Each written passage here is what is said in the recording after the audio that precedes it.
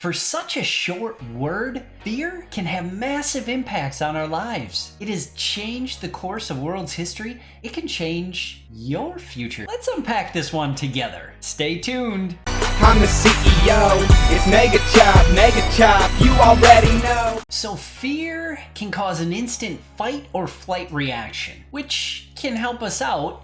But if you scare someone, it might be something that either gets you punched or they start running away from you. So it can be helpful depending on the circumstances. If you're driving and somebody pulls out in front of you, that fear, that adrenaline rush that kicks in, that can help you instantly react before you really think about it and swerve out of the way to avoid an accident. Or if you didn't have that, you could lock up and smash right into the back end of the car. So it's definitely something that can be good for us, but there's also applications that are not so good for us. By the way, if you guys want to talk about this live, join me evenings Monday, Wednesday, and Friday over on Twitch at twitch.tv/megachopceo. The link is down below. So fear is something that imprints onto us that helps us act or react in life to circumstances around us. So if you get burnt, you could have the reaction to quickly pull back next time before you get burnt. Or it could cause an overreaction where you just decide, you know what, getting burnt sucked bad enough. I'm just not going to be around fire for the rest of my life. Yo, rip for your s'mores. Sheesh. So the real lesson with fire should be how we can still interact with it and not get burned, not the overreaction of completely avoiding it for the rest of your life. So when I say fear has impacted history, humans can be controlled by fear. And we've seen this on many occasions. Fear is something that can be used to control us, to keep us from going to certain places, to keep us from interacting with certain people or types of people. So it's something that we definitely need to be aware of. Okay, so now that I have your attention on really how massive the impacts of fear can be on our lives, let's get back down to some of the more realistic day-to-day applications. Fear could keep us from walking through a doorway because there's a spider in the doorway. It could keep us from an interview because you would have to interview. It could keep us from talking to a future potential spouse because there could be rejection. There are a lot of different fears that can impact us on a day-to-day life and can change our future course. Now, sometimes these impacts may be minimal and we won't even notice them 10 years down the road. Other ones could absolutely impact the trajectory and in 10 years would make a big difference on whether we did or did not do something. So that's really why I want to unpack this, to talk about fear. So are you letting fear control your life? How would you know if fear is controlling parts of your life? Fear can become so ingrained in what we do that we don't even know. It just becomes a normal way of living life. So we need to unpack this a little bit more. Are there certain places that you absolutely avoid going? Are there certain people you absolutely avoid interacting with? Are there certain conversations that you will not have? Why? Because something bad happened at that place. Maybe not traumatically bad, but bad enough that you're like, meh, don't want to go there. Or your interaction with someone was like, meh, don't want to talk to them. Or that subject is like, yeah, don't want to talk about that. So what is it that's keeping you from going down those paths? Now, I don't want to minimize the subject, of course, of abuse, because in no way would I suggest us pushing into places, people, or conversations that lead to abuse. That's not what we're talking about. With that off of the table, all other things considered, pain or discomfort in these different areas can actually be a good thing. There is a lot of learning and growing through pain and discomfort. To use a real-life example that everybody's familiar with, no pain, no gain. Working out causes pain and discomfort, but it is proven that it's healthy for our bodies. The same goes for us mentally, that there are things that we go through that causes pain and discomfort, but it's actually good for our growth, and we need to challenge ourselves to go there. So an example from my life would be challenging conversations or crucial conversations, or you could say confrontation. Man, I lived most of my life in fear of confrontation. I absolutely hated it.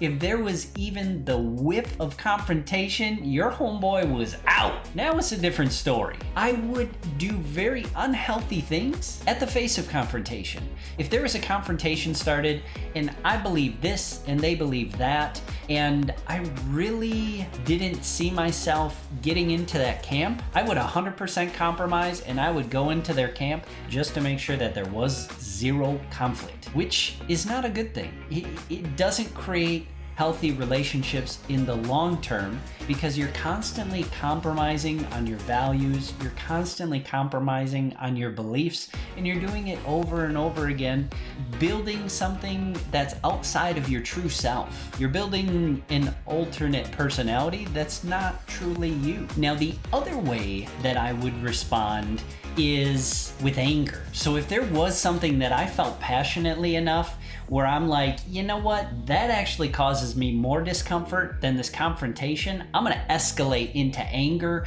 I might yell, I might shout, get a little bit up in their face, maybe get a lot up in their face, and really push my point because I'm not going over there no matter what you do because that's super scary. This actually leads to a side point for men that it's quite common to see men display a range of emotions as anger. I'm not gonna deep dive into it, but real surface, in our culture, it's not okay for men to express a whole lot of feelings. So men don't actually know how to identify them. So instead of expressing them in a positive, healthy way, they switch to anger. That sounds like a whole nother video that we'll probably be making soon. Make sure that you don't miss that one. Fear of confrontation is a pretty common one. It's also a little bit less severe for me than the other example that I'm going to talk about, and that's my fear of heights. So my fear of heights really impacted me for most of my life, but then when I had a family, my wife and 3 daughters, it carried over into them. So here's where I sit. I don't like heights. A fall from a height that's not high enough to kill me will hurt me badly.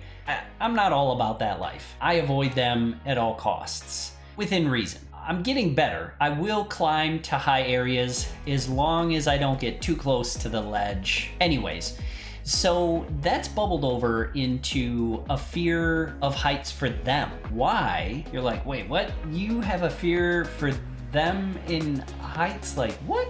So I do, because I love them so much that I run those same scenarios through my head. I put them in those shoes of falling and getting injured badly. And I love them so much that to see them in that pain or to lose them is too difficult for me. So it causes fear, and I would prefer to keep them away from anything like that. For example, amusement parks.